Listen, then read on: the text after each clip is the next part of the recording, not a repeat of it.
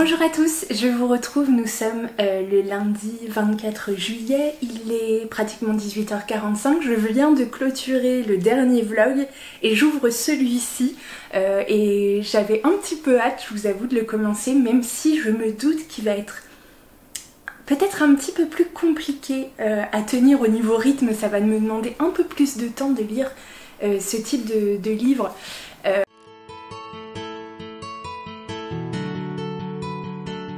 Voilà, que les vlogs précédents, mais j'ai quand même hâte parce que depuis le temps je me dis voilà, il faut vraiment que j'avance dans ces lectures. Comme vous l'avez vu, ce reading vlog est un spécial de Saxus et oui, j'ai décidé de m'attaquer au titre que j'ai commandé dans cette maison d'édition et que je n'ai jamais lu parce que concrètement, je vais vous montrer quelques images de mes bibliothèques. J'ai commandé, j'ai répondu à l'appel de la hype pour commander en tout cas plein de titres de cette maison d'édition. J'en ai lu quelques-uns, mais vraiment pas beaucoup par rapport à tous ceux qui attendent dans ma pile à lire. Donc je me suis arrêtée de commander chez eux, ça m'a demandé vraiment un effort, vous vous rendez pas compte, terrible, en me disant voilà, tant que tu n'as pas écrémé un petit peu tous les titres qui sont dans ta pile à lire de cette maison d'édition, tu ne commanderas plus, voilà, chez eux pour le moment, en attendant. Et du coup, voilà. Donc, j'ai décidé de commencer ce reading vlog spécial de Saxus avec le titre Les Loups Dorés de Roshani Chokshi, donc aux éditions de Saxus. Donc, moi, j'ai l'édition reliée, donc en toc-toc. Et voilà. Et du coup, je sais plus trop ce que ça raconte, je vous avoue, parce que ça fait un sacré moment. Je sais qu'on est dans le Paris, donc 1889, ça ok. Ville Lumière, exposition universelle, moi déjà ça m'avait... c'est l'une de mes périodes historiques préférées, donc comment vous dire que le décor déjà a été planté pour me charmer. Caché parmi les merveilles technologiques et les créations artistiques exposées se trouve un objet d'une puissance inimaginable qui pourrait changer le cours de l'histoire. Contraint de récupérer l'artefact par le mystérieux ordre de Babel, le chasseur de trésors Séverin Montagnier Alary se voit promettre une récompense qu'il n'aurait jamais imaginée, récupérer son héritage. Pour réussir son coup, il va s'entourer d'un groupe atypique, un historien, une brillante ingénieure, un rival aristocrate, un faussaire de génie et une danseuse espionne. Ensemble, ils vont explorer le cœur sombre et scintillant de Paris où le danger les attend. Séverin va se retrouver tiraillé entre son désir de vengeance contre ceux qui lui ont fait du tort et la peur de perdre ses proches, dont la femme qu'il aime, alors qu'il les entraîne dans une quête extrêmement périlleuse.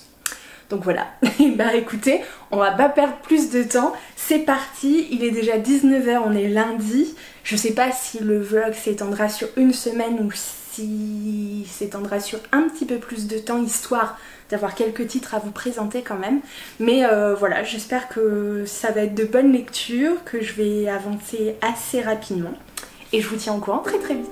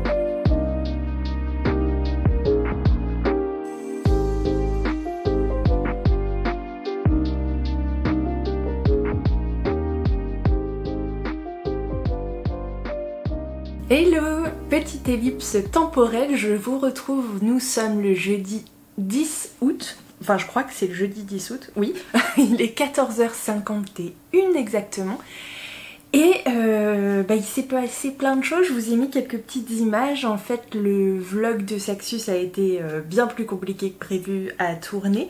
Du coup je me suis lancée, vous vous en souvenez la dernière fois que je vous ai parlé, dans Les Loups Dorés de Roshani Chokshi, donc aux éditions de Saxus. Je vous en parlerai tout de suite après. Mais du coup cette lecture a été un peu plus compliquée et puis ensuite est arrivé donc le week-end où j'ai reçu des amis, ma famille et puis quelques jours après, surprise, on m'a proposé de partir quelques jours dans le sud de la France, donc du côté de Limoux, près de Carcassonne. Donc voilà, c'est pour vous situer un petit peu. J'ai passé un très bon séjour, ça m'a fait vraiment du bien d'aller prendre l'air, donc c'était hyper agréable. Mais côté lecture, du coup, ça m'a un petit peu perturbée. Alors, je ne suis pas restée sans lire du tout. Je regarde mon portable parce que je veux vous ouvrir l'application Audible pour vous parler de mes dernières lectures. Parce que oui, je suis repartie dans les lectures audio, donc avec mon application Audible. Donc voilà ce qui s'est passé. Du coup, je crois que je vous ai parlé la dernière fois, on était le 24 juillet. Mon abonnement Audible, pour vous dire, se régénère le 25 en général du mois. Et donc les quelques jours suivants, en fait, j'ai récupéré un crédit audio et je voulais absolument découvrir le 3e tome de Bigoudi et Petite Enquête de Naël Charles. Et donc du coup le 3e tome qui est Panique à la noce. Donc c'est celui que j'ai écouté, vous savez, c'est ce cosy mystery qui se passe dans la petite ville de Valbourg, donc en France, dans l'Est. On y suit la coiffeuse Léopoldine Courtecuisse, qui est passionnée du coup d'enquête, etc. Elle aurait voulu être policière ou enquêtrice, enfin voilà, mais bon, la vie a fait qu'elle s'est retrouvée coiffeuse à la tête de son salon de coiffure avec sa meilleure amie, mère divorcée de 2 adolescents. Et voilà, dans le premier tome, elle fait la connaissance du nouveau capitaine de gendarmerie, enfin du nouveau chef de la gendarmerie, donc Quentin Delval, qui a quelques années de moins qu'elle, puisqu'elle a 38 ou un truc comme ça, et donc lui est en fin de vingtaine. Et la première approche, la première rencontre se passe pas hyper bien, mais ils finissent par devoir enquêter ensemble, puisque lui débarque de Paris ou Bordeaux, enfin je sais plus, et du coup il a bien besoin de son aide par rapport aux gens du coin pour obtenir des informations et tout, parce que c'est vrai que le salon de coiffure de Léopoldine est le lieu de ragots, etc. Enfin c'est un peu comme le cabinet d'un psy sans le secret professionnel, donc les gens se racontent beaucoup, échangent, etc. Donc Léopoldine a quand même pas mal d'infos, les gens se livrent assez facilement à elle. Du coup, voilà, avec son appétence pour les enquêtes, etc., elle va mener, en collaboration avec la gendarmerie, des petites enquêtes. Bref. Les 2 premiers tomes, même si le style était radicalement différent des cosy mystery qui se passent fin 19e, début 20e siècle, etc. Souvent en Angleterre ou aux États-Unis, etc. Enfin voilà, ça avait un genre d'ambiance, un cadre historico-géopolitique, tout ça. Radicalement différent, un genre d'écriture aussi, puisque c'est un langage qui n'a rien à voir. Là on est sur un langage beaucoup plus familier avec des adolescents, donc bon des fois tu te dis les ados sont pas tous obligés de parler tout le temps comme ça, mais au fur et à mesure en fait, même si la découverte du premier tome m'avait fait au début une drôle d'impression, j'avais fini par m'attacher véritablement aux personnages, à l'histoire, à l'ambiance, etc. Je trouvais ça différent, mais plutôt satisfaisant à écouter. Et j'étais donc j'étais plutôt convaincue par les 2 premiers tomes, qui avaient été de bonnes enquêtes finalement, assez sympathiques. Les personnages de plus en plus attachant, même s'il a fallu du temps et tout ça, tout ça. Et puis la relation entre les personnages surtout de plus en plus intéressante. Et ben ce 3e tome, la déconfiture totale. Alors comment vous dire, alors les relations entre les deux personnages principaux, donc Léopoldine Courtecusse et Quentin Delval, voilà, sont un peu difficiles. Enfin en tout cas ne sont pas un long fleuve tranquille quoi. Ça peut se passer très très bien, comme il y a des frictions, ils peuvent se prendre le chou, etc. Donc voilà, ils ont tous les deux leur tort plus ou moins, donc voilà, mais ils arrivaient à s'équilibrer plus ou moins quand voilà, il y avait certains faisaient des erreurs, etc. mais finissaient par reconnaître du coup leur tort, et je trouvais ça vrai. En fait, je trouvais ça plausible, je trouvais ça vrai. On n'était pas sur l'amour au premier regard, pas du tout, pas du tout, du tout, du tout. Clairement, je sais pas, honnêtement, du coup je doute fortement, parce que après la lecture des 2 premiers tomes, je m'étais dit ah, on est peut-être sur une série avec un slow burn. Du coup une romance vraiment très très lente à se mettre en place, etc. Bah je vous avoue qu'avec ce 3e tome je me dis bah j'espère pas. J'espère pas du tout que ça va tourner dans ce sens là, parce que il s'est passé des choses dans ce tome 3 assez inattendues, je vous avoue, qui m'ont fait rejeter en bloc, détester le personnage masculin. Vraiment détester. Je hais ses actions, je hais ses réactions. Tout au long du livre, vraiment tout au long du livre, il y a peut-être 2 fois où seul avec lui-même, il commence légèrement à se remettre en question pour 2 secondes après, genre faire un 180 et retourner sa veste et... Oh mon Dieu, tous les comportements horribles que peut avoir une personne, il les a. Il les assume pas, Oh, horrible, ses réactions sont horribles, on est sur du machisme, du masochisme, horrible, vraiment horrible. Je veux pas vous en dire trop, enfin voilà, je veux pas rentrer dans les détails parce que je veux pas vous gâcher, on est sur un tome 3, je vais pas vous raconter l'histoire, mais vraiment horrible, je le déteste, je l'ai détesté. Et puis il faut dire aussi, ce qui a un peu fait monter aussi la maillot, c'est que dans l'application, enfin du coup dans la version livre audio, les 2 premiers tomes, je vous l'avais dit, sont lus par un duo en fait d'acteurs, donc de lecteurs. Le premier... pardon. Les 2 premiers sont lus par Ève Rinquin et Sébastien Desjours, sauf que ce 3e est lu toujours par Ève Rinquin, mais du coup le personnage masculin est incarné par Erwan Zamor. Alors attention qu'on ne prenne pas de travers ce que je vais dire, je ne reproche rien au nouveau lecteur-acteur, enfin voilà, qui incarne le personnage masculin, c'est pas de sa faute, enfin je veux dire, il le fait tel qu'il le ressent et voilà, c'est pas ça, mais c'est que ça m'a fait très bizarre d'entendre une voix différente donc pour ce même personnage, et en plus il lui a donné une certaine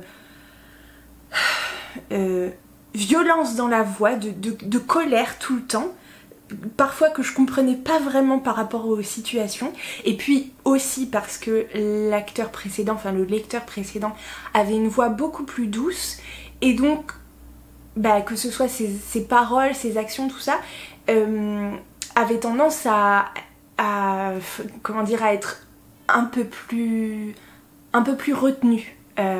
Donc ça passait en général un peu mieux, ça montrait pas cette espèce de virilité mal placée, enfin Voilà, bref, du coup là, bon, ça ne m'a pas du tout convaincue ni plu, donc ça m'a sapé le moral.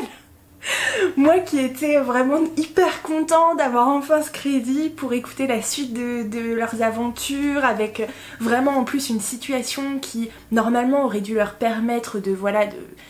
Ah là là, un tournant à 180, j'ai rien compris. Tout ça pour dire que... Bah en fait j'ai très peur de voir la suite arriver parce que je me dis que si jamais si jamais ils finissent dans cette histoire ensemble et tout, je comprends pas. Vraiment je comprends pas. Moi c'est mort de chez mort. Il n'y a pas de pardon, il n'y a pas de retour en arrière. C'est définitif, c'est non. Donc je me dis ouais ça va être chaud pour la suite parce que au-delà d'une potentielle relation qui aurait pu se tisser entre eux, ils étaient quand même devenus amis. Vraiment, ils disent toujours c'est mon meilleur ami, c'est ma meilleure amie. Ah bah moi entre amis on fait pas ça quoi. Donc non plus. Donc je sais pas trop comment pourrait évoluer leur relation et où je pourrais cautionner une évolution positive de cette relation. Bref. Donc ça c'était un petit peu, oh là là, la descente aux enfers, laissez tomber. Du coup j'étais tellement déprimée que j'ai fini d'écouter un livre audio que je traînais depuis des semaines et des semaines. Je sais pas si je vous en ai déjà parlé, je vous le mets juste ici. Il s'agit d'un été pour tout changer à Vert Cottage. Je crois que c'est le premier tome d'une série sur Vert Cottage. C'est écrit par Lucie Daniels et c'est lu par Ève Rinquin. Donc la même lectrice que pour Bigoudi et Petites Enquêtes. Dans cette histoire, comment vous dire, c'est un roman cosy. Je sais pas comment vous le présenter autrement parce que vraiment, il se passe pas grand chose dans ce livre. C'est vraiment un truc, si vous voulez être... voilà. Tranquille, paisible. C'est un peu un mix entre, je trouve, un côté à la Virgin River et un téléfilm d'M6. Vous voyez? Un peu genre. En beaucoup moins drama que Virgin River. Voilà. Donc prenez la campagne, prenez la fille de vétérinaire donc d'un petit village paumé, mais de chez paumé. En Angleterre évidemment, donc un couple de vétérinaires qui ont fait leur vie donc dans un petit village, tout ça, tout le monde les connaît, tout le monde vient les voir, de toute façon il n'y a que, et leur fille donc qui s'appelle Mandy ou Amanda je crois, un truc comme ça, a fait ses études dans une plus grande ville pour devenir vétérinaire, donc a travaillé dans un cabinet vétérinaire avec d'autres vétérinaires pendant plus d'1 an.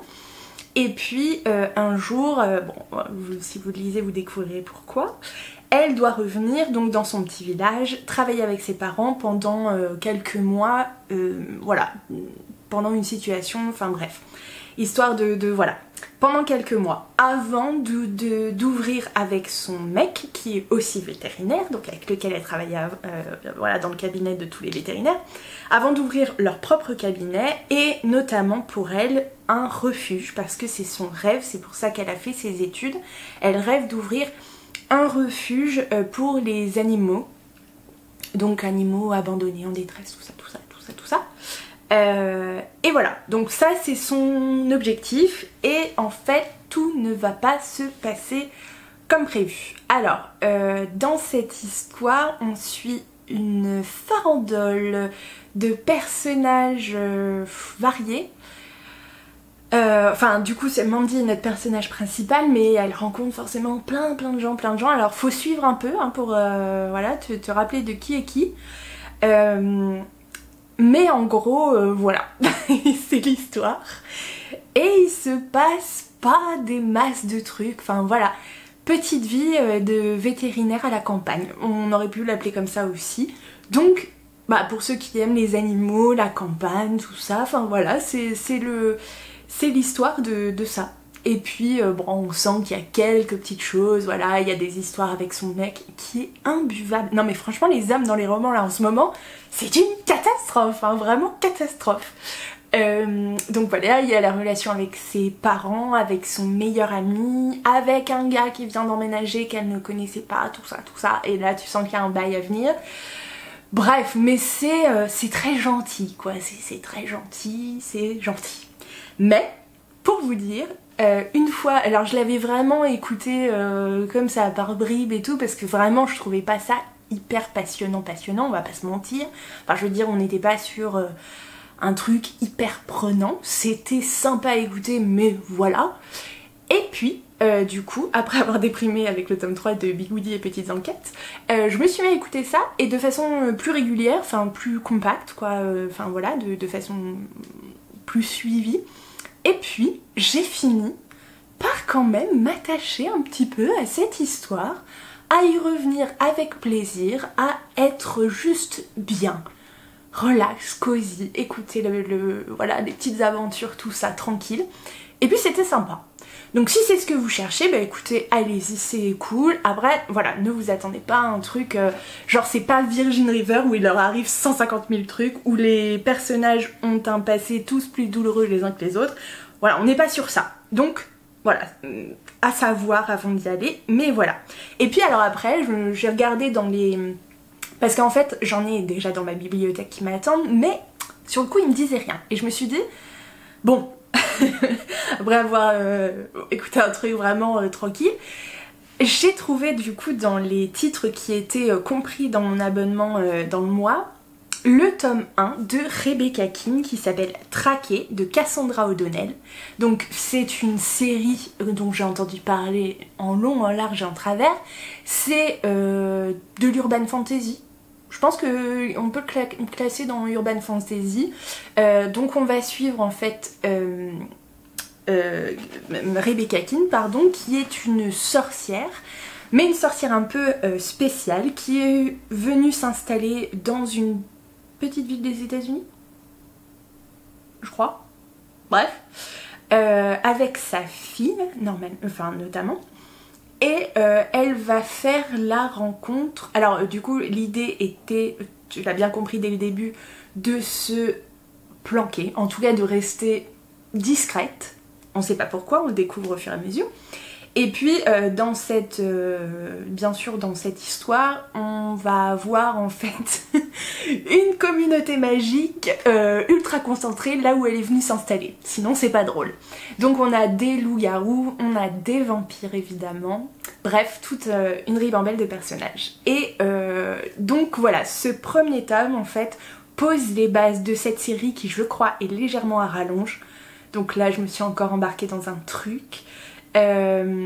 Mais plutôt intéressant, franchement, assez cool. J'aime le côté un peu badass de ce personnage principal, donc Rebecca King. J'ai trouvé un petit peu une vibe, alors peut-être c'est en sens inverse, c'est l'autre qui a une vibe de Rebecca, mais j'ai trouvé des petites similitudes par exemple avec Trina Jones que j'ai lu il y a pas très longtemps. Donc voilà, ce côté femme un peu... voilà, qui n'a pas peur de dire ce qu'elle pense et tout, ça fait quand même du bien, c'est... Ah, moi je trouve ça hyper frais, qui se laisse pas démonter par les gens qu'elle rencontre, quels qu'ils soient d'ailleurs. Donc voilà, ça fait juste plaisir, il y a de l'action, il y a du comment dire, du challenge, il y a du défi, il y a de l'enjeu. Donc voilà, c'est plutôt cool. Et puis les personnages qu'elle rencontre sont assez sympathiques. Donc voilà. Bref, j'ai vraiment bien aimé cette écoute du premier tome. Je l'ai lu notamment beaucoup durant mon voyage en fait là dans le sud, notamment dans le train de retour, je l'ai dévoré. Donc voilà, ça m'a fait bien plaisir. J'ai passé un très bon moment. Donc voilà, je recommande sans problème. Et puis là, j'ai commencé la version française de My Dear Fucking Prince, donc de Casey McQuiston. C'est lu par, je l'ai pas dit, par Thomas Dormois. Et la traquée de Cassandra O'Donnell, donc Rebecca King, le tome 1, c'était lu par Caroline Close. Voilà. Donc là, My Dear Fucking Prince, je l'ai téléchargé il y a déjà un moment. Et c'était en vue de la sortie en film. Je crois que c'est sur Netflix. Je suis pas sûre. Bah, je me demande si c'est pas aujourd'hui d'ailleurs ou demain. Je crois qu'il sort le 11 ou un truc comme ça. Ça se trouve c'est demain que ça sort. Oh, génial. Donc j'ai juste commencé. J'en ai pour 13 ou 14 heures d'écoute, je sais plus. Donc je vais essayer d'écouter ça un petit peu. Mais aussi, je n'oublie pas pourquoi j'ai commencé cette vidéo.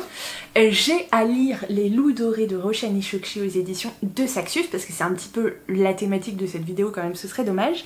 Et pour tout vous dire, je suis rendue à la page 218 sur... bonne question, évidemment ça ne tourne pas, 460 et quelques pages.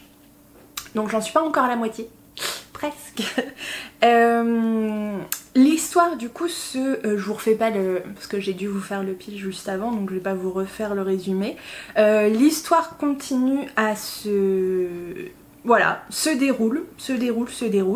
Je trouve ça toujours intéressant, même si j'ai remis le nez dedans que hier, je crois.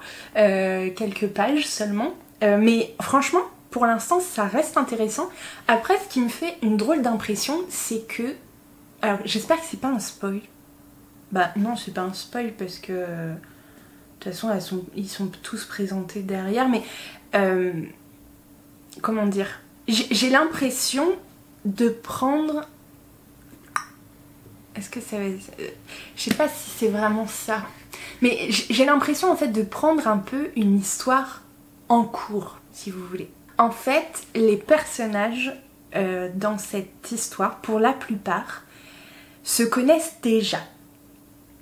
Et ont parfois des passés communs. Du coup, je sais que ça arrive dans d'autres livres, hein, du coup c'est pas du tout une nouveauté, tout ça, mais je sais pas pourquoi, ici ça me fait une drôle d'impression.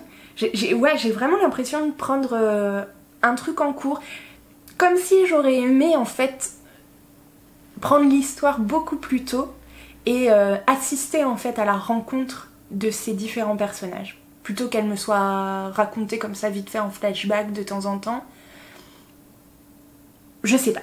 Bref, c'est un choix. Je veux dire, j'ai pas à remettre en choix j'ai pas à remettre en doute le choix de l'autrice pour ça. Mais je sais pas. C'est l'impression que ça me fait. Après, l'histoire a l'air plus complexe que ce que j'ai vu ces derniers temps, même si franchement ça se fait bien, il n'y a pas de souci, mais tu sens que ça va dérouler par la suite. Enfin, en tout cas, moi c'est ce que je sens venir.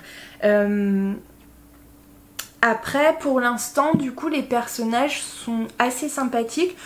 Je suis pas encore ultra attachée à eux au bout de 200 pages. À voir si par la suite il y a moyen. Il y a moyen. Il y en a qui ont du potentiel, d'autres qui sont un peu plus... Voilà, vis-à-vis desquels en tout cas j'ai un peu plus de distance. À voir ce que ça donne, mais en tout cas pour l'instant ça part pas mal, hein. C'est pas un mauvais livre pour l'instant, je trouve plutôt bien écrit, assez dense. Alors il y a plus dense, mais assez dense par rapport à ce que j'ai lu ces derniers temps. Donc voilà, à voir. Je vais m'arrêter là parce que je parle depuis 20 minutes, donc on va s'arrêter. Je vais essayer de lire quand même un petit peu cet après-midi, même si je suis attendue pour un dîner ce soir. Donc voilà, j'ai commencé à monter le vlog, donc tout ce qui a été tourné, je vais inclure cette partie là.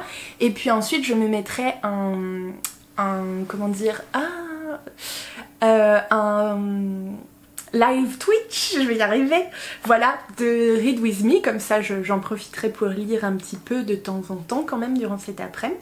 Et voilà, et du coup j'espère vous en donner des nouvelles très vite. Je vais continuer ce vlog, tant pis, hein, même s'il est sur une...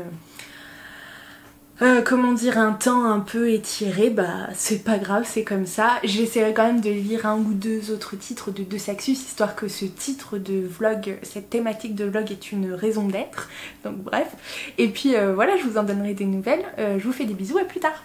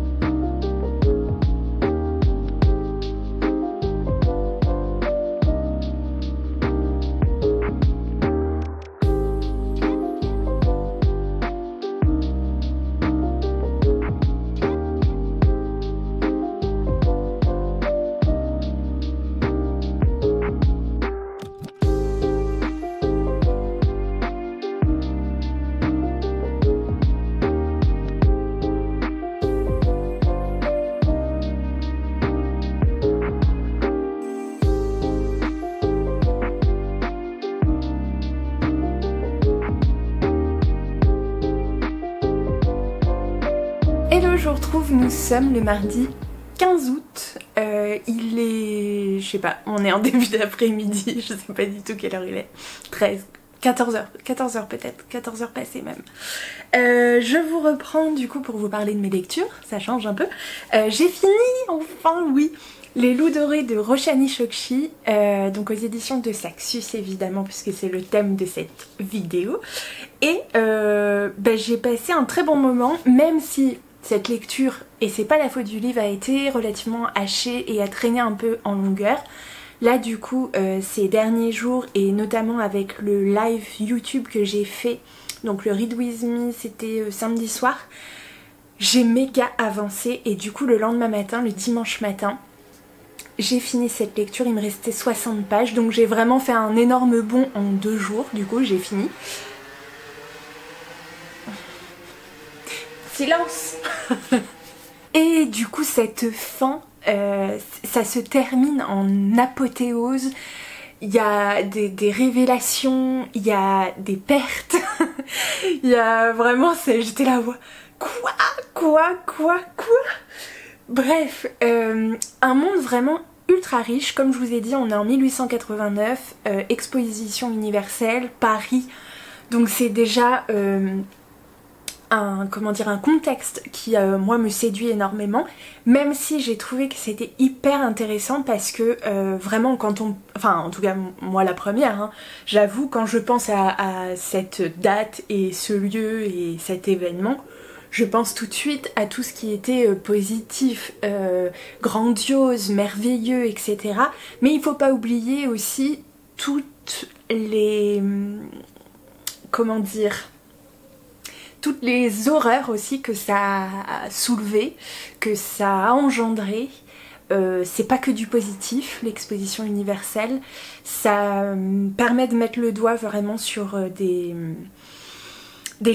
choses qui se sont déroulées. Je veux pas trop vous en indiquer, trop vous spoiler parce que ce serait dommage. Je trouve ça hyper intéressant de plonger dans ce contexte, qui est un contexte bien particulier. Du coup c'est une fantaisie puisqu'on a de la magie, mais je trouve que c'est un petit côté steampunk aussi.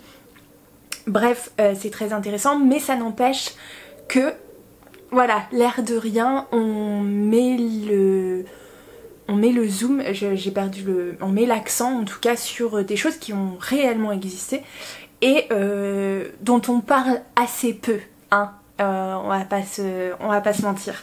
Donc voilà, du coup donc on suit Séverin qui est un jeune homme qu'on découvre qui est donc propriétaire d'un hôtel dans un Paris où règnent 4 maisons, puisque dans cet univers, je vous en ai parlé peut-être un petit peu, il y a l'ordre de Babel qui existe pour protéger les fragments de cette ancienne tour, vous savez, ce mythe un peu biblique les humains, dans lequel les humains se seraient attelés en tout cas à construire une tour toujours de plus en plus grande pour évidemment s'élever au même niveau que Dieu, sauf que non. Je vous la fais vraiment très rapide et vraiment avec mes bribes de souvenirs. En gros, Dieu a décidé de quand même de pas trop les laisser faire et a fini par je crois en tout cas brouiller les communications en du coup leur donnant la possibilité de parler différentes langues, d'où le fait qu'il y ait différentes langues sur Terre. Et donc forcément différentes langues veut dire que au niveau de la compréhension, voilà, les gens se comprenaient plus, donc cette tour n'a pas été finie, enfin n'a pas été terminée. Heureusement, et donc voilà, et du coup des fragments donc restent sur la planète apparemment. Et sauf que ces fragments ont une sorte de pouvoir. Bref. Et donc il existe différentes maisons dans le monde qui protègent et qui cachent ces fragments pour qu'ils ne soient pas utilisés à mauvais escient, évidemment. Et il y a aussi le fait que dans cet univers, certaines personnes sont dotées d'une forme de magie qu'on appelle le forgeage. Donc il y a les forgeages de différents types, mentaux, physiques, etc. Alors c'est un peu compliqué de rentrer dans les détails honnêtement, moi il m'a fallu déjà un peu de temps pour tout capter, donc voilà, dans un résumé ce serait un peu difficile, mais sachez que voilà, il y a différentes magies et qu'on appelle forgeage, d'où le côté un peu steampunk et tout,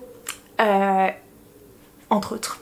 Et donc voilà, et donc Séverin, ce personnage principal, en tout cas l'un des personnages principaux, est donc directeur d'un hôtel, mais on se rend compte que c'est l'héritier déchu d'une des 4 maisons françaises, donc de l'ordre de Babel. Donc sa maison n'existe plus, il a été dépossédé de tous ses biens, etc. Enfin vraiment, le gars a souffert un peu.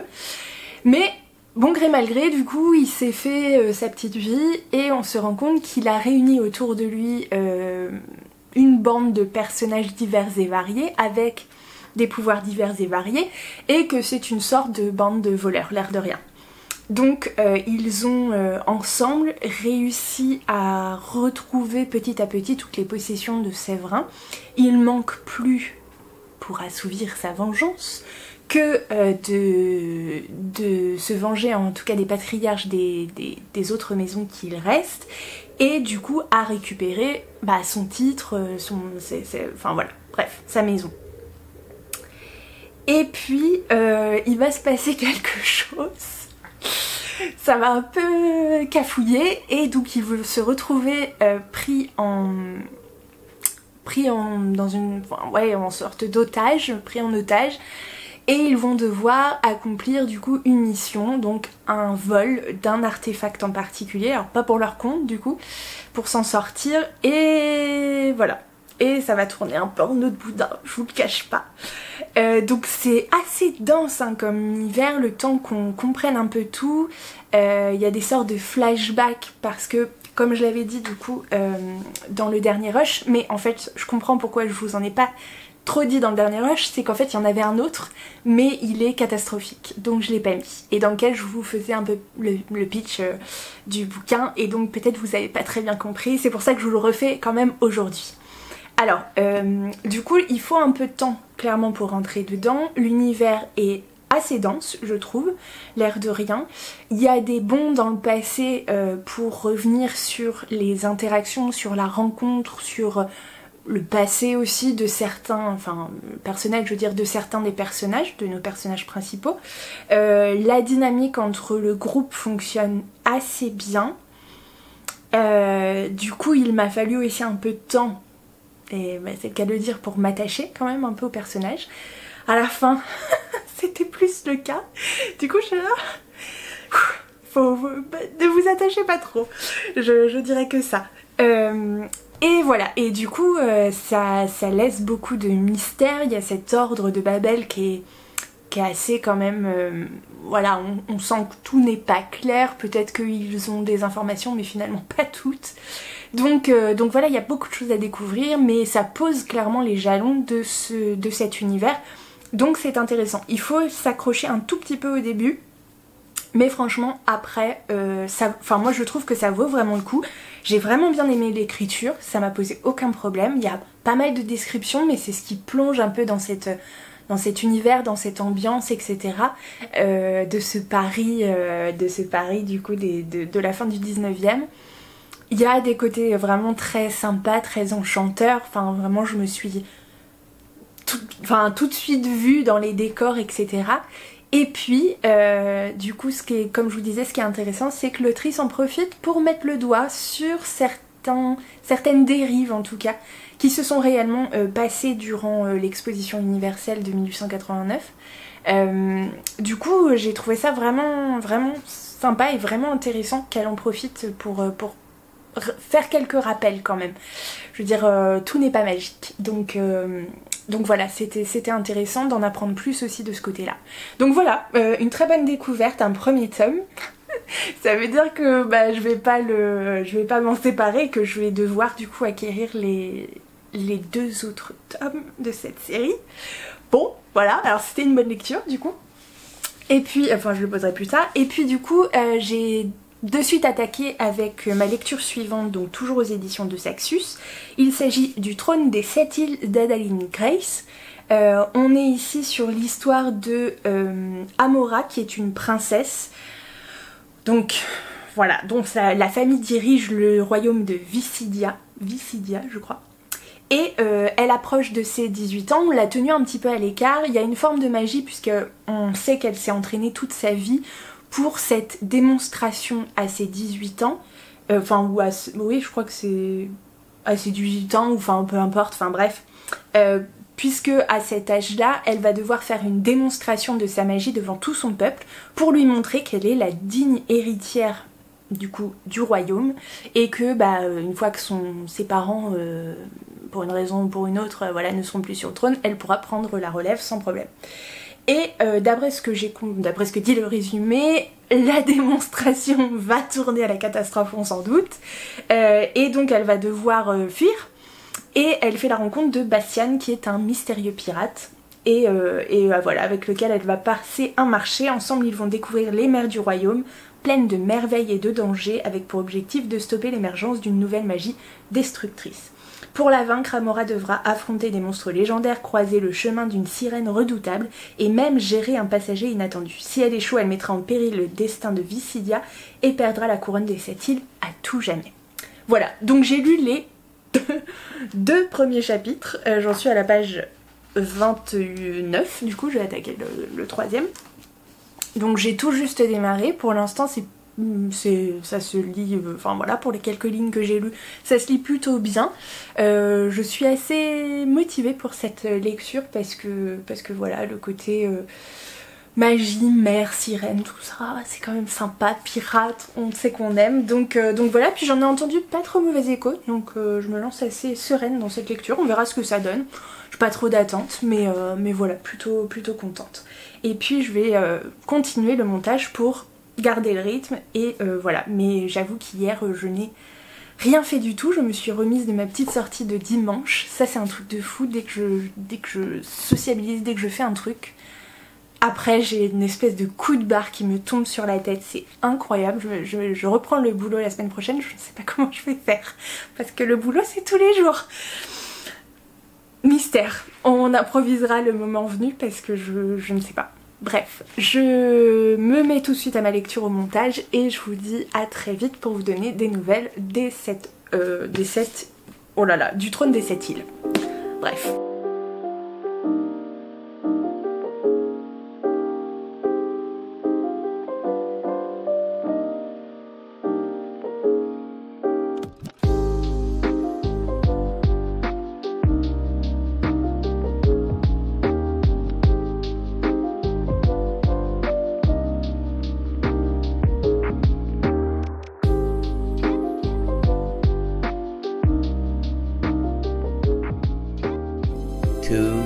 Years later.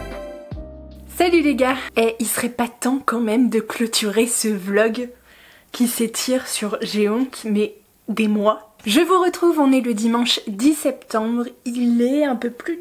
il est bientôt 19h. Super vraiment, mais c'est pas très grave pour être honnête parce que j'ai été tellement productive, tellement efficace aujourd'hui. Je crois que ça m'est pas arrivé depuis très longtemps pour être honnête.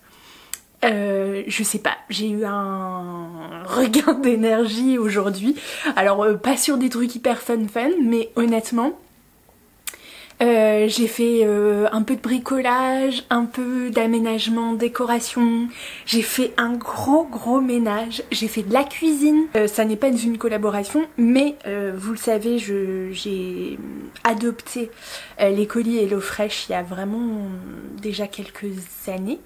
J'avais fait une pause, voilà, le temps de m'installer, tout ça et tout machin.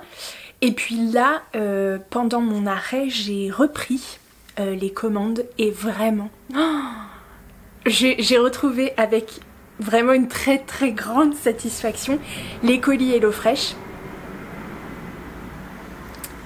Non mais on est dimanche les gars, tout le monde devrait être chez soi, enfin pas sur la route, qu'est-ce qui se passe là? Donc voilà, j'ai cuisiné, en plus ce midi là c'était une petite salade fraîcheur, mais alors je veux dire ça chante, ça fait danser les papilles, bref, peu importe.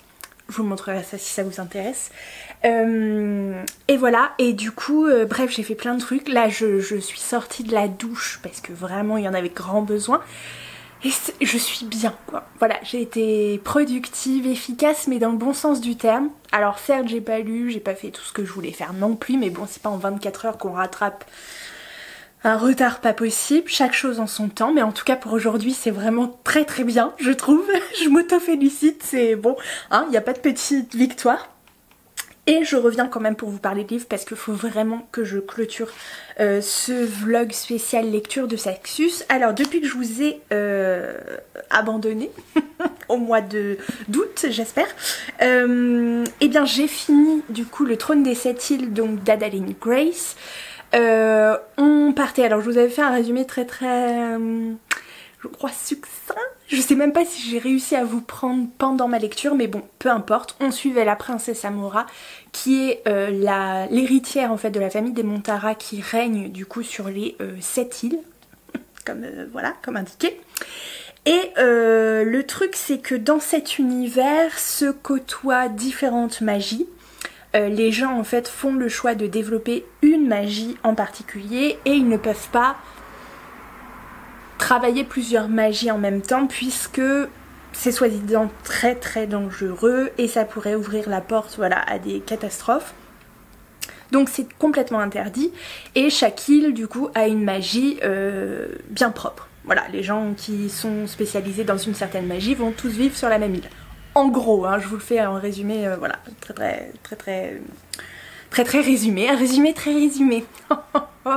Ouais, c'est que ça fait longtemps aussi, puis j'ai plein de choses à vous dire et en même temps je voudrais pas que ça dure 3 heures. Donc voilà, et le jour en fait où Amora, donc cette héritière qui s'entraîne depuis qu'elle est née pratiquement, enfin depuis toute petite, a pratiqué une magie très particulière que seule sa famille, les Montara, je crois, Montara, pratique, puisque ce sont les seuls autorisés et du coup, comment dire, pas simplement autorisés, mais en tout cas aptes à maîtriser cette magie. Et cette magie, du coup, ils doivent la maîtriser aussi pour la survie de leur monde entier. Voilà en gros. Et le truc c'est que son père l'entraîne depuis donc qu'elle est toute petite et le jour de son 18e anniversaire, un truc comme ça, elle doit faire comment dire, une démonstration devant son peuple et la démonstration, vous en doutez bien, va tourner à la catastrophe et Amora va être obligée de fuir et elle va du coup rencontrer notamment Bastian qui est une sorte de pirate, enfin voilà, je rentre pas dans les détails, je vous laisserai voilà, découvrir un petit peu ce qui se passe. Alors franchement, je vous la fais très courte, c'était une très bonne lecture. Franchement j'ai bien aimé, j'avoue que en fait je m'attends tellement à découvrir. Je sais qu'il y a eu des titres vraiment où il y a eu des super mauvais commentaires dessus, où c'est une catastrophe au niveau de l'écriture, de la correction, tout ça, de la traduction. Donc à chaque fois j'y vais un peu sur la pointe des pieds avec les deux Saxus et pour l'instant ça n'est que des bonnes surprises. Alors ça n'est pas un coup de cœur, mais c'était vraiment une très bonne lecture. J'ai passé un bon moment. Il y a des petites choses à redire parce que l'air de rien après coup, je me dis bon c'est pas très développé quand même, mais bon on n'est pas non plus sur un roman, comment dire, une saga hyper longue. Je crois que c'est une duologie, en tout cas ce qui est sûr c'est qu'il y a un tome 2 qui est sorti. Je crois que c'est une duologie, donc je pense qu'on va pas rentrer vraiment dans le détail. Les relations avec les personnages sont plutôt intéressantes, mais là encore bah, ça va relativement vite. Comment dire, on creuse un peu mais pas trop profond quoi. Donc voilà, mais bon, l'air de rien c'était quand même sympathique. Les personnages secondaires gagnent à être connus au fur et à mesure.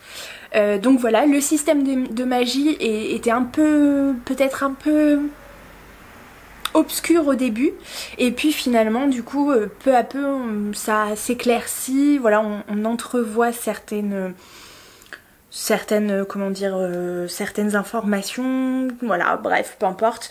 Donc voilà, c'est pas, il n'y a pas de grosses surprises.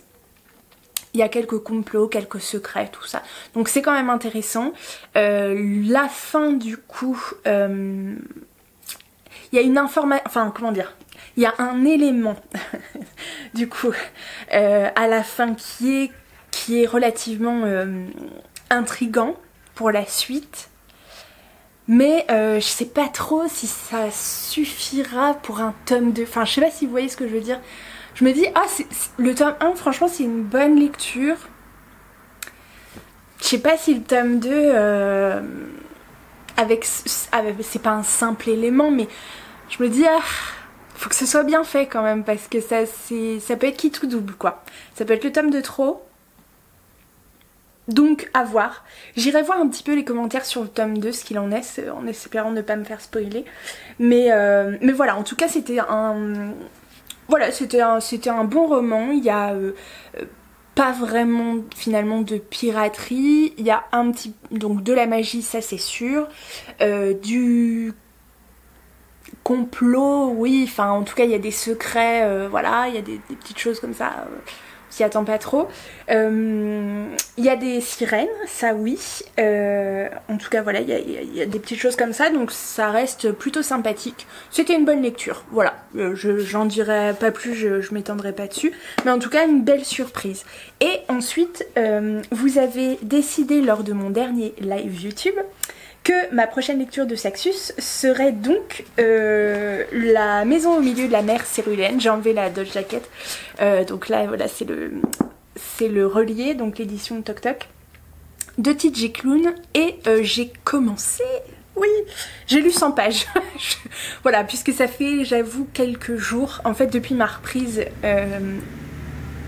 Mais vraiment, ils sont décidés de tous sortir à 19 h un dimanche soir. Qu'est-ce que c'est que ça ? Ça c'est bon là? Non.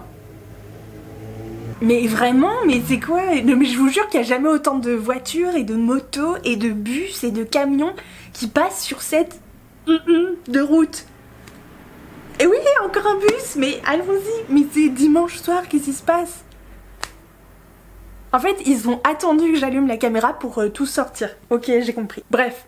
Donc ma rentrée s'est faite en 2 temps puisque je devais reprendre le 21 août. J'ai repris le 21 août, d'ailleurs je sais pas trop comment mais j'y suis allée. L'air de rien, et comme quoi il reste des bribes de conscience professionnelle. Et sauf que du coup le soir j'ai découvert que en fait si j'étais pas très bien c'était pas simplement des symptômes voilà, inventés. C'est parce que j'avais le coco. Donc bah, retour à l'envoyeur, du coup arrêté une semaine. Et donc je n'ai repris officiellement que le 28 août. Et depuis le 28, eh bien, il s'est passé pas mal de choses, donc voilà. J'avais pas l'esprit trop à la lecture, je vous avoue, j'ai pas réussi à m'y mettre, enfin à m'y remettre vraiment. Donc du coup, voilà, je n'ai lu que 100 pages, mais ces 100 premières pages étaient hyper intéressantes. On suit donc Linus Baker, je crois que c'est son nom, un truc comme ça, qui est un... comment dire... c'est pas un gratte-papier, mais vraiment qui fait partie du rouage du système, des rouages du système. Vous voyez ce que je veux dire? Le gars, je sais pas s'il fait partie des fonctionnaires, faut pas dire, pas que je dise ça parce qu'en fait je suis fonctionnaire donc ce sera un peu bref. Mais voilà, il mène une vie tranquille, solitaire, c'est un homme je crois d'une 40aine d'années, avec un embonpoint certain, qui fait son travail du mieux qu'il le peut, qui est hyper consciencieux, hyper... voilà, comment dire, hyper rigoureux, etc. Donc voilà, ça fonctionne très bien. Il travaille du coup pour le ministère de la jeunesse magique ou quelque chose comme ça. Ouais, oh c'est ça, c'est un agent. Et donc son travail c'est d'aller inspecter en fait les... orphelinats, maisons, etc. Voilà, qui recueillent les enfants avec magique, voilà, certains pouvoirs, pour voir si les conditions sont respectées, s'ils sont bien traités, s'ils sont en sécurité, etc. et tout machin. Il envoie ses rapports et après la suite, ça n'est plus de son fait, voilà, bref. Et un jour, il va être convoqué par les hauts dirigeants du coup du ministère, qui vont lui confier une mission un peu secrète, ultra spéciale. Il doit se rendre ni une ni deux en laissant tout en plan sur une île complètement perdue dont personne n'a jamais entendu parler pour faire une inspection justement dans cette maison, donc qui est une sorte d'orphelinat, enfin voilà, un petit orphelinat parce que je crois qu'il y a que 6 enfants, sauf que ces enfants sont un peu particuliers dans leur particularité. Bon, on est sur des enfants magiques, hein, c'est le principe. En même temps, le gars travaille pour ça, enfin dans ça. Et sauf que là, on est sur des enfants vraiment un level au-dessus, tu vois. Donc voilà. Et cet orphelinat, enfin cette maison, est tenue par, je sais plus son nom. Si je regardais le résumé, peut-être que voilà, Arthur quelque chose. Arthur Parnassus. Voilà. Donc voilà, et je crois que il y a une romance entre les 2 hommes qui va apparaître, ça bon, c'est pas un secret, voilà. Et voilà, et du coup on m'avait dit, par contre c'est un... Comment dire, il n'y a pas 36 000 actions à la minute, c'est un peu lent tout ça, pas contemplatif mais presque, donc j'avais un petit peu peur en me lançant, et finalement je trouve que c'est hyper prenant. Alors certes il s'est pas passé 40 000 trucs et tout, mais l'univers en fait vraiment dans lequel on est plongé, la description, les personnages, le personnage principal est ultra bien fait, je trouve. En fait ça me fait penser vraiment à des vibes Harry Potter, je sais pas pourquoi, mais dans la manière de c'est raconté, c'est presque pittoresque, les personnages ont des traits de caractère vraiment ultra particuliers. Il y a aussi tout ce ministère de la jeunesse magique aussi, hein, qui fait son petit effet. Bref, vraiment, ces 100 premières pages en tout cas, vraiment prise dedans, donc j'ai hâte de voir ce que donnera la suite. Et entre temps, alors faut dire hier soir, entre temps, blague. Du coup, non, entre temps, j'ai pas lu grand chose, mais je fais un petit aparté par rapport aux lectures de Saxus parce que j'ai fait une lecture manga hier soir, vraiment d'un de mes derniers titres d'ailleurs que j'ai acheté. Ça fait, c'est pas que ça fait pas longtemps, mais du coup ça fait partie des derniers parce que j'ai quand même drôlement réduit, mais plus que ça, même drastiquement, mes achats livresques. Donc voilà, chacun un moment ses priorités. Donc bref, c'est pas facile, mais vraiment je travaille, je prends sur moi. Et il me faisait de l'œil depuis un certain temps, et vraiment je me suis dit bah tiens c'est le moment, j'ai envie de tenter celui-ci. Oh, je l'ai bouffé en 2-2, vraiment, et j'ai adoré. Le truc maintenant, c'est que j'ai pas la suite. Et là c'est vraiment le drame quoi. Du coup j'ai découvert le premier tome de Seule la mort attend la vilaine, donc de Swole, histoire originale de Gwon Gyeul, donc qui est sorti chez Kotun. On l'a vu un peu passer hein, quand même, donc voilà, mais j'avais peur en fait d'avoir été hypée et que ce soit pas aussi qualitatif que ça, et finalement si j'ai adoré. j'ai adoré. En fait on suit une fille qui a une histoire particulière, enfin bon, j'ai pas envie de tout vous raconter parce que du coup après, enfin voilà, c'est pas que ça vous spoilerait, mais je trouve que c'est bien de découvrir aussi un peu. Bref, je vous raconte pas tout, mais une partie.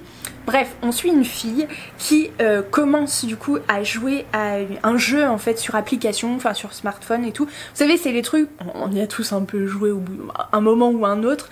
Les trucs où ça racontait des histoires et tout, il y avait une sorte de quête, et en fait c'était les choix réponses multiples, enfin moi je sais plus comment ça s'appelle. Bref, tu faisais soit réponse A, réponse B, réponse C, et en fonction le scénario, enfin voilà, soit tu perdais, soit tu donnais la bonne réponse et t'avançais comme il fallait, bref. Et donc elle se retrouve à faire un jeu qui est très à la mode, que qu'on connaissait pas du tout avant, comme ça, qui est l'histoire en fait d'une c'est pas une princesse, c'est la fille d'un duc ou quoi, enfin bref, qui a disparu 6 années plus tôt.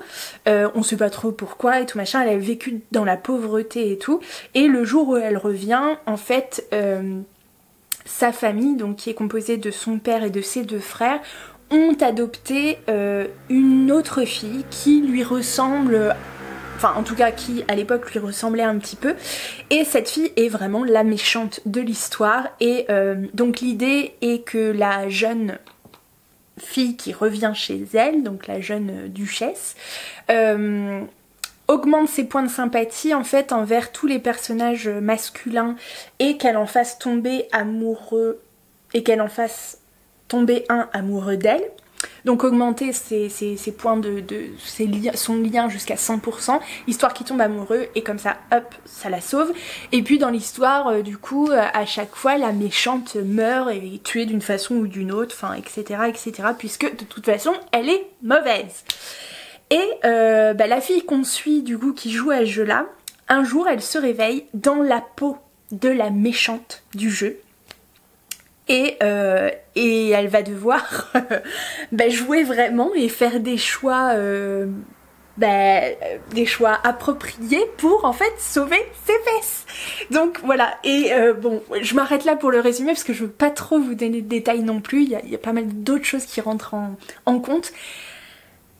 Ça peut paraître un peu, un peu con et tout machin comme truc, mais franchement, c'est super bien fait et je me suis pris vraiment à dévorer le truc et à me dire mais purée, mais lequel...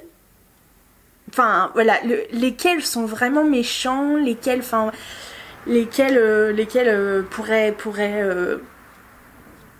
pourraient servir de prince charmant, parce qu'en fait l'idée c'est qu'il y en ait un aussi qui tombe amoureux d'elle histoire de lui sauver les fesses, hein. Concrètement c'est un truc d'amour et tout, mais finalement une fois dans l'histoire tu te rends compte qu'il y a beaucoup plus que ça, que voilà les codes un peu, les trucs qui paraissent un peu binaires, et ben en fait il y a 2-3 trucs à prendre en compte qui finalement n'étaient pas si clairs pour un jeu, pour un joueur lambda.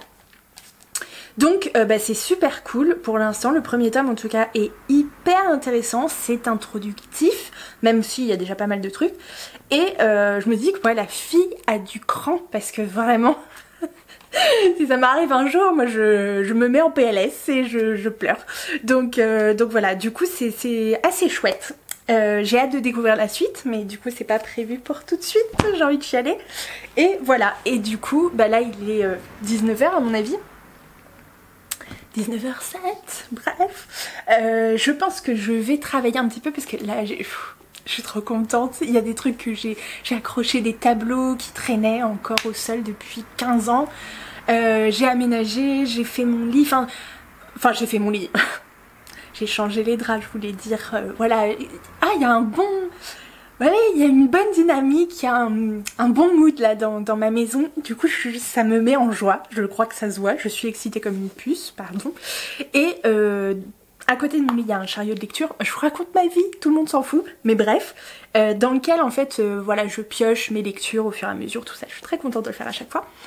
Et l'idée étant que je fasse une prochaine vidéo, alors elle arrivera un peu à la bourre, mais honnêtement entre vous et moi on est plus à ça près, sur le Pumpkin Autumn Challenge, donc par Gimoz, donc le terrier de Gimoz, et j'ai déjà fait un petit peu une liste, j'avais fait une liste en amont en fait de livres qui pourraient rentrer dans une pile à mood automnale, etc. Donc je vais essayer de partir de là et de faire ma pile pour le Pumpkin Autumn.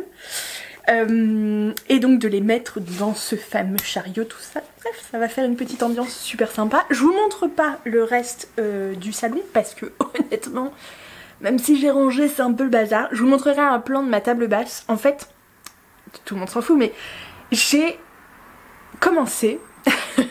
Enfin, en tout cas, j'essaye parce que j'ai plein de matos créatifs, tout ça et tout machin. Et je me suis aperçue que je m'en servais pas non plus hyper souvent.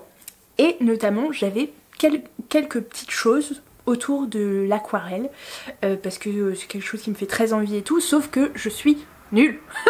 Vraiment je n'ai aucun talent, enfin c'est pas inné chez moi, enfin bref, je ne suis pas peintre ni illustratrice, donc voilà. Mais bon, j'ai commencé à m'y mettre, donc j'ai fait des petites choses, sauf que pour l'instant ça ressemble pas.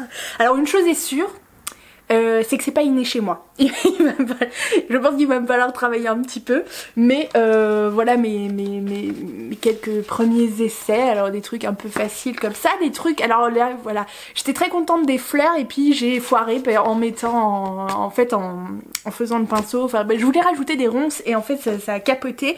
Et puis là c'est mon dernier, alors qui est un peu, je sais pas si ça se voit, enfin voilà, qui est mignon, mais en fait je l'ai pas ancré et du coup ça ressort pas beaucoup. Bref, on dirait un dessin de quand j'avais 8 ans, mais c'est pas grave, hein, faut s'entraîner. Voilà, je sens que les efforts finiront par payer, enfin j'espère, mais bref. Et puis je pense que je vais me remettre à ma lecture quand même ce soir. Faut que je fasse à manger, un petit colis HelloFresh encore, donc c'est toujours un plaisir. Et puis ensuite je pense que j'irai me poser un petit peu avant de clôturer cette soirée devant un live Twitch, donc un Read With Me, je sais pas encore avec qui, parce que je l'ai pas fait depuis longtemps, et vraiment les Read With Me, les live Twitch Read With Me ou YouTube, et ben ça me sauve la vie pour lire. Vraiment j'avais un rythme de fou là avant que je reprenne le boulot. Donc voilà, j'ai bien envie de me faire une petite session lecture pour avancer un petit peu, peut-être une centaine de pages encore ce soir et tout, ce serait cool. Et puis voilà, et puis le week-end sera terminé. Alors la bonne nouvelle c'est que finalement je ne travaille pas non plus le week-end prochain, et ça on aime. Et puis le week-end d'après par contre je ne serai pas là, donc il faut absolument que je pense aussi à tourner des vidéos en avance, ce serait bien. Bref, je vous abandonne ici, j'espère que je vous retrouve pour clôturer ce vlog dans pas trop longtemps, histoire de vous donner mon avis quand même sur La maison au milieu de la mer céruléenne de T.J. Klune, parce que bon voilà, ça fera 3 lectures de Saxus pour ce vlog interminable, mais au moins je vous aurais présenté 3 livres de Saxus quand même, faut pas exagérer. Et puis voilà, en espérant que ça vous aura plu, je vous embrasse, souhaite une bonne soirée et vous dis à très bientôt, bisous. Bonjour à tous, je vous retrouve, nous sommes le dimanche 17 septembre et enfin, je viens clôturer ce vlog sans fin, c'est le cas de le dire. Du coup après ça fait presque un 3e mois, enfin 2 mois, ouais 2 mois plein, bref peu importe. Ça fait beaucoup trop longtemps que j'ai commencé ce vlog, mais que voulez-vous, c'était un vlog, je le rappelle pour ceux qui auraient oublié, de Saxus. Et j'ai enfin terminé La maison au milieu de la mer céruléenne de T.J. Klune. Et j'ai l'honneur de vous annoncer que c'est un coup de cœur. Est-ce que c'est une grosse surprise? Parce que honnêtement j'avais entendu beaucoup de bons avis. J'avais aussi entendu des petites critiques sur le rythme, sur le fait que c'était assez finalement tranquille, qu'il se passait pas non plus 150 000 choses. Donc du coup j'y allais un peu à reculons. Un peu à tâtons, allons-nous dire, pas à reculons mais à tâtons, parce que j'avais un peu peur que ça casse un peu mon rythme. En même temps j'avais pas un rythme hyper élevé, donc du coup j'ai terminé ce livre vendredi soir grâce à un petit live Twitch Read With Me avec, je crois que c'était avec Livromancienne, bref peu importe. Et vraiment du coup j'ai bouffé la 2e moitié de ce livre pratiquement en 2 jours coup sur coup, enfin 2 soirs. J'ai adoré l'histoire de Linus Baker qui se rend sur la petite île de Marsyas à la rencontre d'une sorte d'orphelinat géré par Arthur Parnassus et qui abrite non pas moins de 6 enfants extraordinaires, 6 enfants magiques, puisque Linus travaille pour le ministère de la jeunesse magique. Sauf que ces 6 enfants sont des cas vraiment très particuliers, genre il y a un level up par rapport aux autres enfants magiques, et Linus va mettre les pieds un petit peu là-dedans sans savoir à quoi s'attendre. Donc au début les premiers pas sont pas tout à fait faciles, et puis au fur et à mesure donc il va rencontrer du coup ces 6 enfants et les habitants de cette île un peu particulière. Et voilà, et c'était vraiment extraordinaire. J'ai adoré la plume, j'ai adoré les personnages. Vraiment T.J. Klune a un talent particulier pour dépeindre ces personnages qui sont tous particuliers à leur manière. Vraiment il n'y en a pas un qui ressemble à un autre, mais il les rend ultra attachants. Vraiment je les adore tous. Il n'y en a pas un que j'enlèverais de l'histoire ou dont je me passerais volontiers ou que j'aime un peu moins que les autres. Vraiment, ils sont tous au même niveau. Je les adore, j'adore le groupe dans son ensemble, vraiment. Et puis j'ai trouvé des petites vibes, alors vraiment c'est même pas des vibes, c'est vraiment une petite touche à la Harry Potter, dans le sens où il y a une tendre nostalgie. Vous voyez ce que je veux dire? Il y a voilà une petite touche magique, enfin une petite touche, non. Il y a de la magie, parce que bon, je vais pas vous spoiler, donc je vais pas trop rentrer dans les détails, mais se côtoie en fait notre monde contemporain avec des éléments magiques, donc le ministère de la jeunesse magique, voilà, les enfants avec des pouvoirs, etc. Enfin voilà, des créatures particulières. Donc ça se fond, ça se confond, ça se chevauche avec des problématiques qui sont extrêmement contemporaines, je trouve. On va...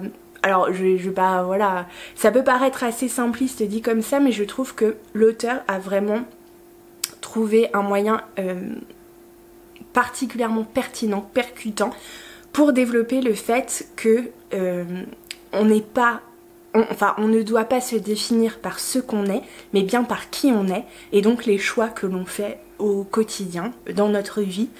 Et voilà, ça peut paraître un peu bateau, un peu voilà, mais en fait c'est extrêmement bien fait. Et puis il y a plein d'autres choses qui sont abordées, bien sûr de la diversité, mais aussi les liens familiaux, du coup la solitude aussi, l'amour bien évidemment, puisque dans le fond, alors c'est vraiment pas le sujet principal, mais il y a une sorte, n'importe quoi, il y a une homoromance évidemment.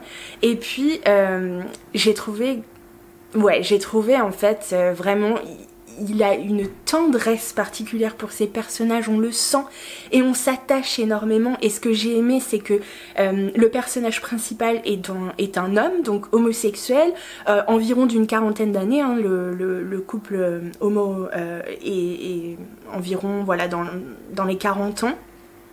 C'est pas souvent que ça arrive, et pourtant, même si je suis une femme hétérosexuelle, etc., que j'ai que 34 ans, bon je sais j'arrive pas loin des 40 ans, mais il y a encore de la marge, et ben j'ai réussi à m'identifier par certains côtés à Linus, j'ai réussi à avoir des papillons dans le ventre, vraiment, à rendre ce côté ultra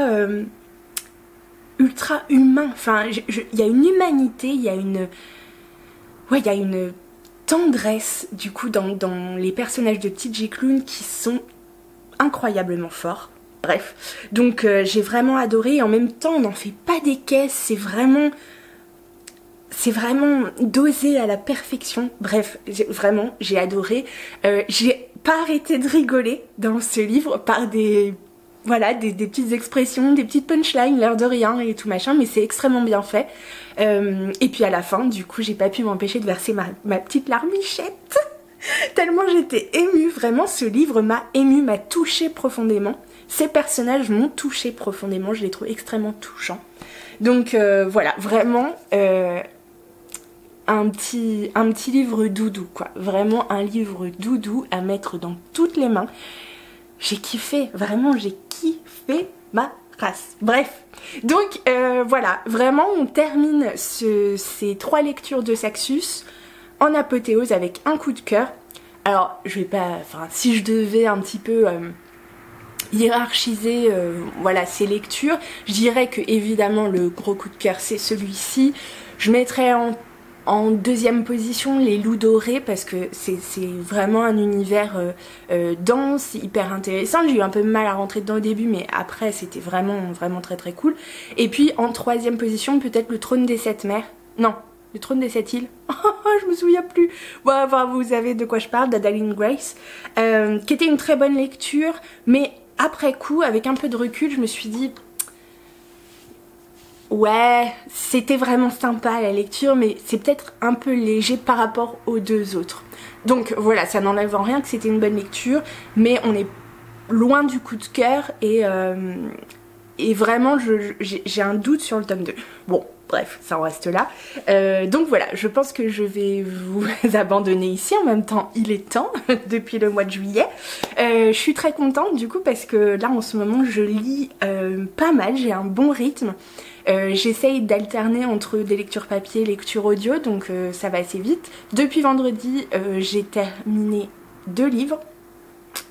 J'en ai commencé un en audio. Donc vraiment, c'est trop cool, j'adore ça. Mais ce sera le sujet d'une autre vidéo pour un autre jour. On en reste là. J'espère que vous ça va, que vous prenez surtout grand soin de vous, que vous faites de très belles lectures. N'hésitez pas à m'en parler en commentaire. N'hésitez pas à me dire si je vous ai donné envie avec ces 3 livres de Saxus. Si vous les avez lus, évidemment, je suis curieuse de savoir ce que vous en avez pensé.